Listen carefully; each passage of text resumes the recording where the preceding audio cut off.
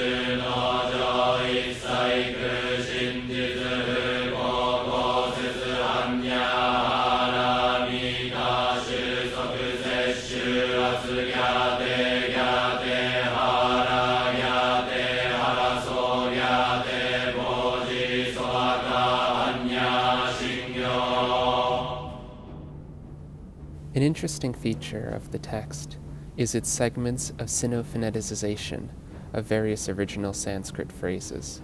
For example, the opening line, Hanya Haramita, is the Sinitic Japonic pronunciation of Prajnaparamita, meaning the perfection of wisdom.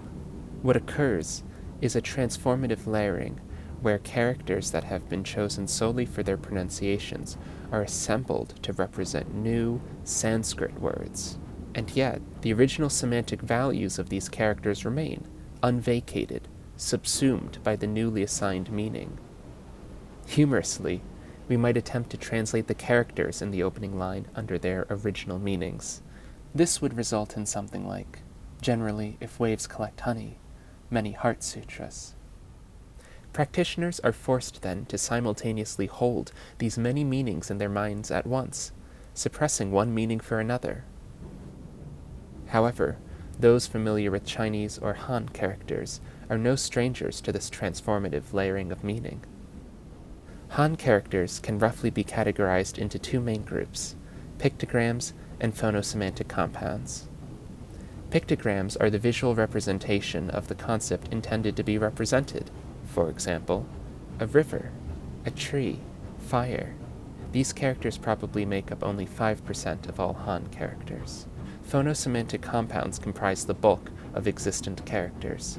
They are formed by combining one or more characters to form a separate idea. Learners are taught that one component lends its meaning, while the other lends its pronunciation, one part phonetic, one part semantic. For example, the character ma, the left side lends the meaning woman, and the right lends the reading ma. The right component also carries the meaning of horse. However, this is to be ignored. One might imagine that if this compromise of sound and meaning were rendered into English, it might look like this: the word woman with horse in parentheses. It would be understood that this combination should be pronounced as the word horse, but here it would carry the meaning of mother. This is the type of layering that occurs in almost all Han characters. To demonstrate further, here are some of the first characters of the Heart Sutra.